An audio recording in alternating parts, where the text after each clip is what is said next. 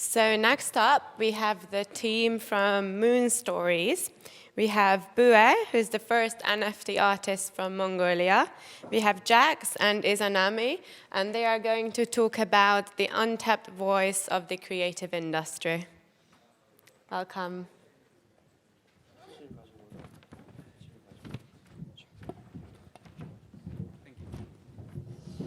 Hello. Thank you for being here.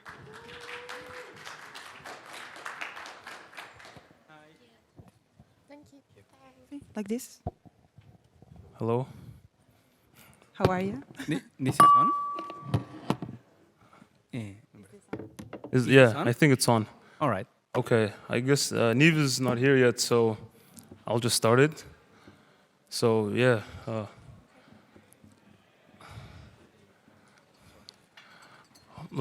Okay, I'm gonna stand up for this, guys.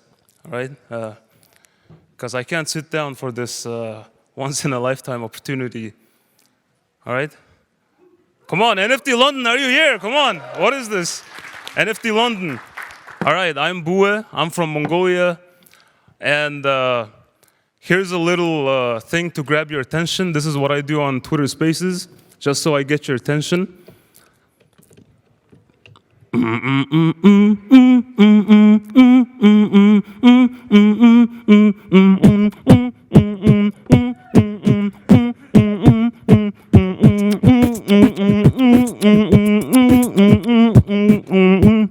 I'm in love with the NFTs. Okay, all right, I got your attention now, all right. So this is the #1 Billboard song in the UK, so you guys, otherwise I do this.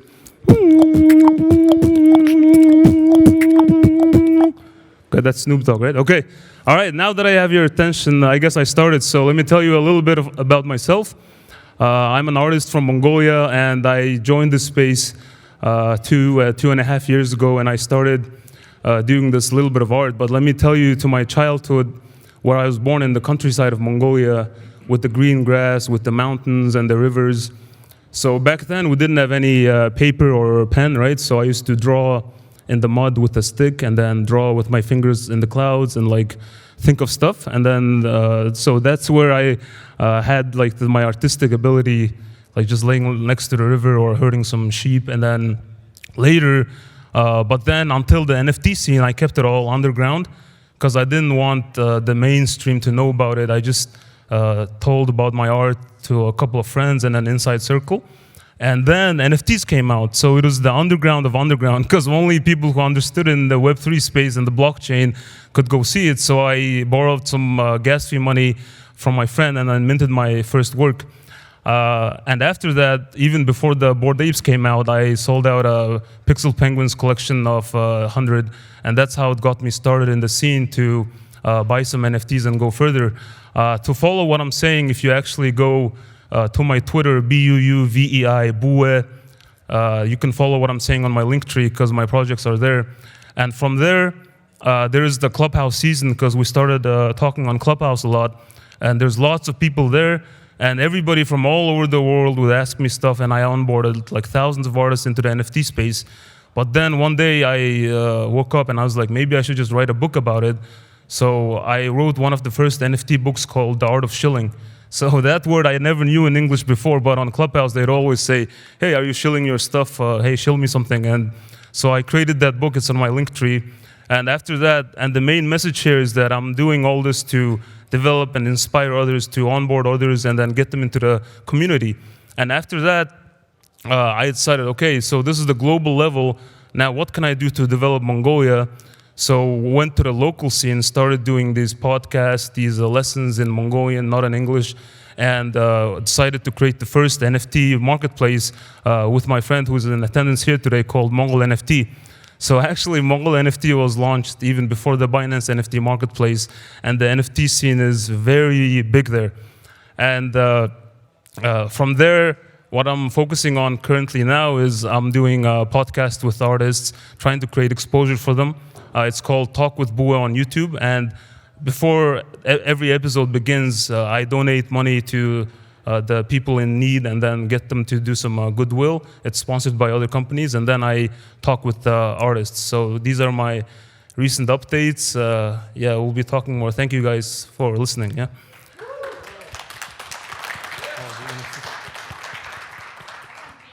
You can hear me? Yeah. I can't beat that. Beatboxing, come on. I just came from a music event. You should have been there. Hi, everyone. I'm Irish NFT gal. Niamh is my first name. Came all the way from Ireland, miles away, I know. I've had a few requests ask me to do Irish dance, and that's not happening, okay? I am a marketing advisor for multiple NFT projects, and I'm a painter as well. I want to get in to know more about everyone else here as well, that we can share conversations rather than talking about ourselves. I think that's much, be more good. Like, so continue with the introductions first, and then we'll start. Okay. No? Yeah, I'm Itzanami on social media. My name is Agustina. And I am Shax, a creative writer from Argentina. We both have a same project called Moon Stories, where we combine these two kind of arts. I'm a visual artist and he's a writer.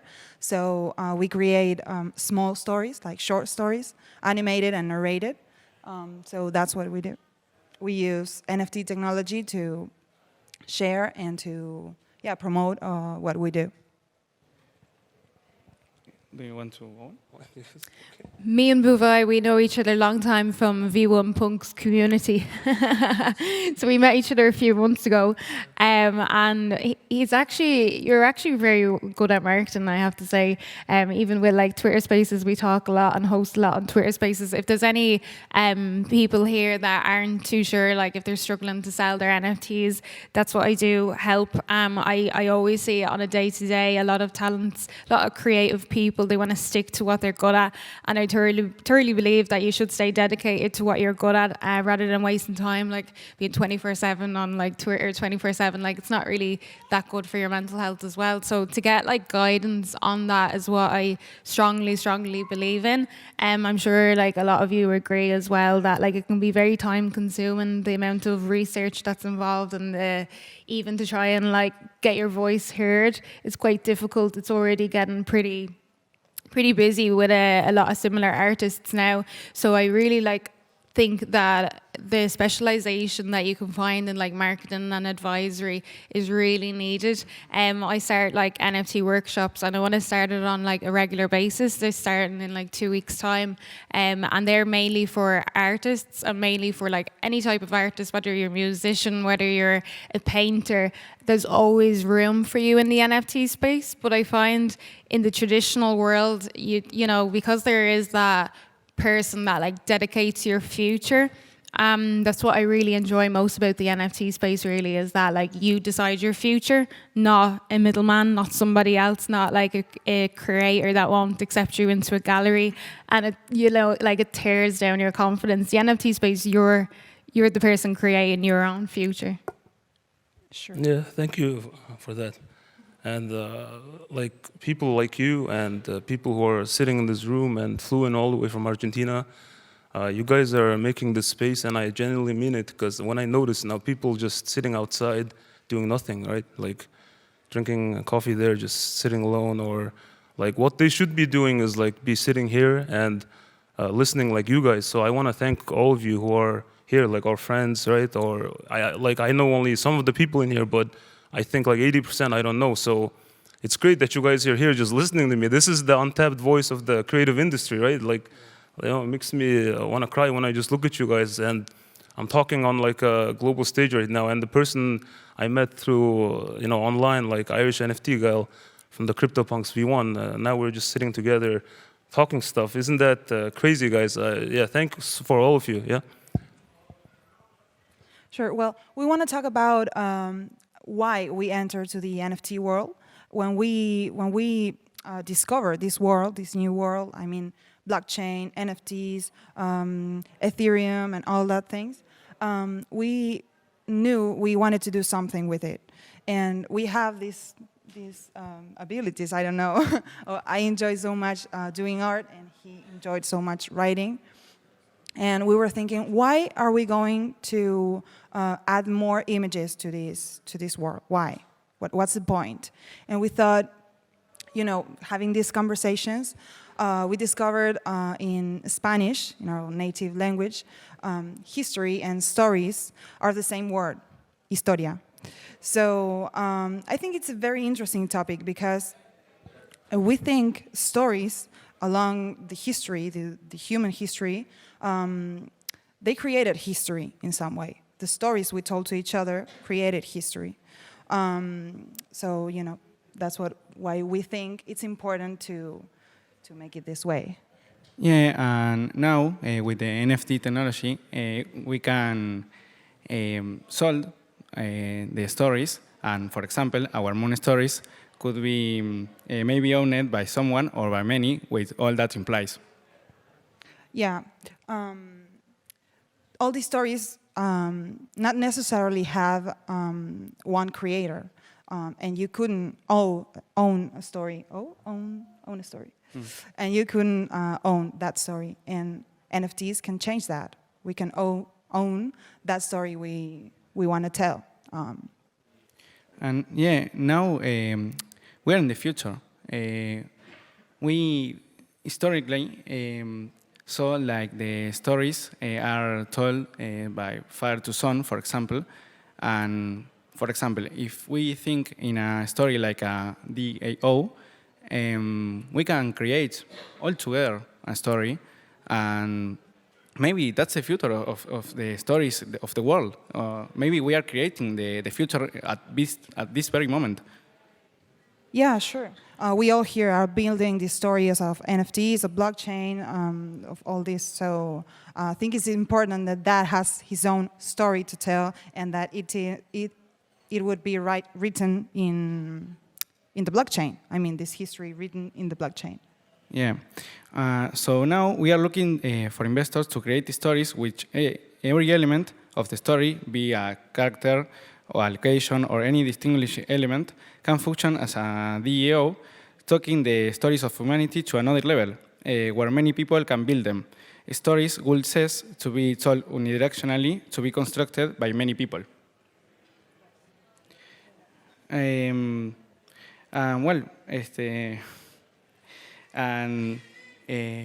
leer? We want to write to you something we read to you something we written, if you want to. By the way, these guys looked so cute backstage when they're a couple, right? So before they were coming on, that was like a love story to me because they kissed each other good luck. And just like me, it's their first time speaking on stage, so they're so cute, guys. Yeah. Sorry. Yeah. We're a bit shy. Oh, yeah. I apologize for my English. It's not that good as my outfit, but it's okay. Okay. But every story tells another story. And Moon Stories, our project, not only tells what our pieces tell, but it tells our story, the story of Jax and Izanami, or Juan y Agus, who are a couple from the end of the world, Argentina, a biologist and a journalist who find in art a common point, and in NFT a technology and a community where to develop it. It is the story of a writer and a visual artist who draw things in the air to understand each other and create art. This is the story of a couple who traveled to London to fulfill their dream. Someday, this story will be written on the blockchain. Thank you. I love you. So, yeah. Thank you for that. Beautiful. Thank you. To bring us back to the voice of the creative industry, the main topic that we're talking about today, marketing, I have obviously such a strong passion for. I see so many talented people that struggle day to day. And to be the voice of other projects, I find community managers don't get enough thanks. Obviously, you hear of like a lot of projects and the founders go missing, and then the community has to kind of take over everything, take everything extra on board. I basically, I'm a community manager for Crypto Skulls, And Crypto Skulls is one of the most fantastic communities that I've ever worked with. Honestly, they put so much money in artists. We recently did an AR mural that was funded. They paid for flights, they paid for transport, they paid for the artist's work, and that was all funded through the NFTs that were sold. They recently did like charity. They made, I think, like $5,000 for, it was like Children's International. They're always working with to make sure that like your project is growing in the bear market, which is a very tough thing to do. You hear and like day in, day out, everyone talking about community building, but it's honestly the most difficult thing to do in the NFT space, to get yourself like growing your network. Especially a lot of people in the NFT space, I find they're introverts naturally, and if they find it even quite difficult to even like attend an event like this, so they're going outside their comfort zone. And if any one of you are naturally introverts, like you should be tapping yourself on the shoulder. Definitely come up to me later, because I was 100% an introvert before I started NFTs, and I just really pushed myself outside of my comfort zone, because I realized like you have to. You really do, and especially with marketing for NFT projects, I would host like Twitter Spaces a lot, and I would probably find like even this like quite comfortable. Like I love this because you're already representing your community, whether that's your network, whether that's your at the end of the day, like it's your family, the friends that you make in the NFT space. I don't think you're ever going to forget the people. We have amazing communities that I'm a part of, like NFT Goddesses, a painters group. Like literally, it's amazing the amount of people that you get to meet, and I feel so strongly that you need to be the voice for those that maybe necessarily just, they kind of shy away. And a lot of founders for NFT projects are developers. A lot of them want to stay in the background, so you do need to have a really strong team. And I try and find them teams, and I try and make sure that you have the right team to make sure that you can grow, even now in a bear market, which is a tough thing to do. But I can't wait to come back in like 10 years' time, look back on it and say, like, look how many people we've all like onboarded, look how much we've all educated ourselves. Like, not everyone has a tech background as well. And for those that don't have a tech background, you have to spend a lot of time and it's kind of time wasted as well when you're not working on your creativity, when you're not working and using your talent to your full advantage. And I want to make sure that if you're good at painting, if you're good at your beatboxing, stay true to that, stick with it, because you're good at it. You want to share your gift to the world, so why not have someone else then that is specialized, that can help you do, like, literally stay true to your dream. We're all like living in our own dream now as well. I feel like when we're in the NFT space, it's something that like we wouldn't be connecting if it wasn't for. So yeah, I think you should definitely stick to beatboxing.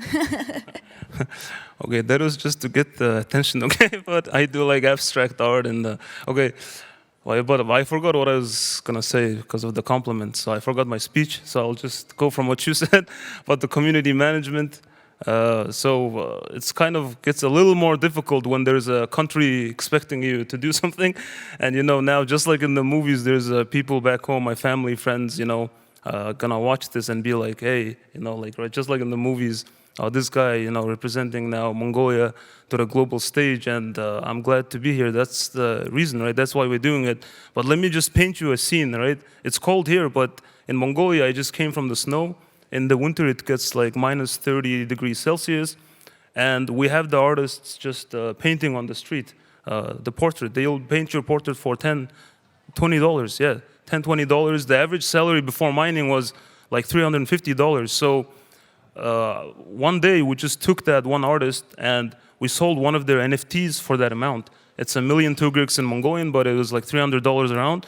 And he was so surprised. And imagine the phone calls I got the next day from like all these different artists. And then I think that's where you come in with that community management, because I had no idea what to do. All these artists, like, where's the platform? Where's the NFT marketplace? How do I get them, like, to show them to the world, right? Like, how do I get those paintings on the wall, for example? And that's what I had my brain working on. And then, so that's just me right now, like, trying to do it.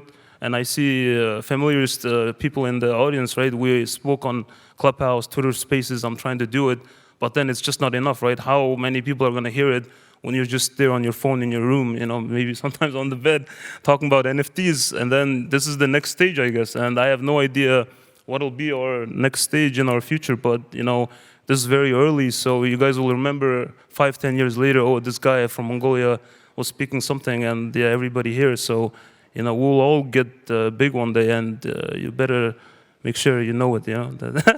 I think the valuable thing about what you're saying is for most of us, no one told us how NFTs worked or how blockchain worked. We have to learn everything from zero.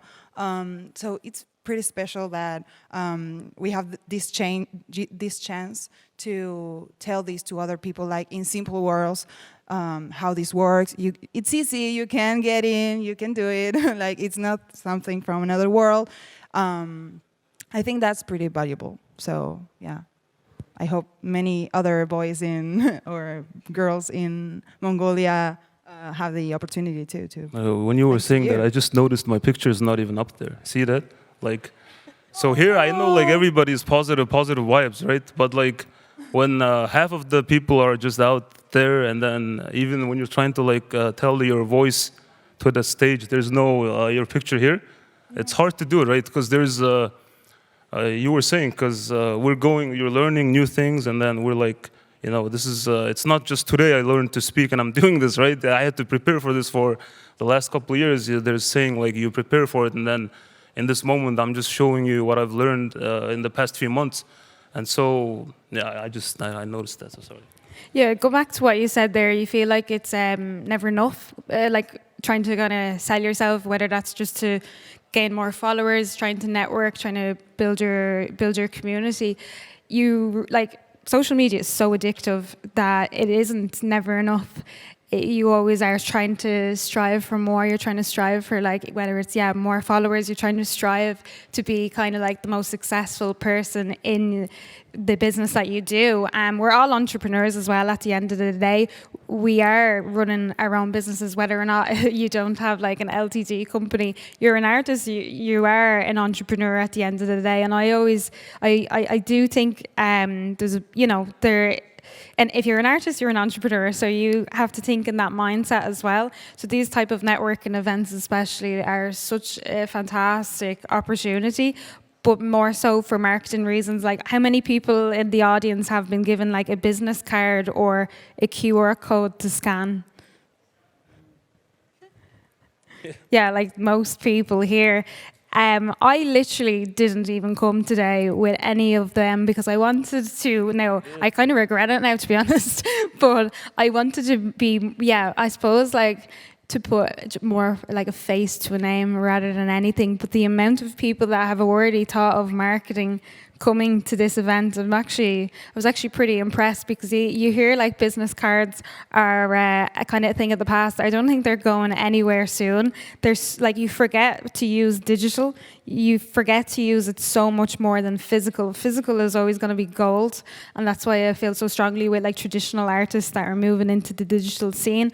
And I want to be a voice for those artists as well, whether it's a voice for artists that maybe aren't even among us anymore.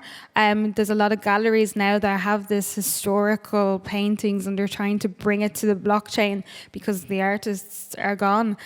So you have to be a voice for other people. Even if you're only onboarding one other person, like, you're still a voice for that other person by educating. As we started probably around the same time, so we didn't have that education. There wasn't anything, no one else to tell us. We were all like trying to learn ourselves. But we have that opportunity now to make sure that other people don't make the same mistakes as us. So I hope that by all of us focusing a little bit more on like education and focusing a little bit more on I'd say security as well. Security is massively important in this space. Have like all of us know at least one person that have either gotten hacked or scammed. And it could be any of us. It could be you, could be I. So we need to like definitely try and educate a little bit more by just like building up your community and making sure that you're the voice for someone else. I think that's the reason why this panel is called the Untapped Voice, right? Because behind each and every person there may be like hundreds of people yeah, behind me. Just imagine many people behind me.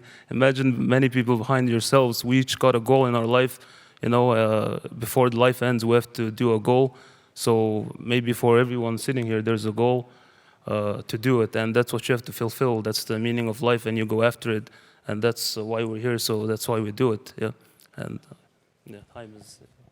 Well, and I just want to thank you all because this is our dream, and we think that it's solved. Thank you. You can find us on Twitter as Jax NFT and Izanami JPG, Bue, and Irish NFT gal. yeah. So thank you all.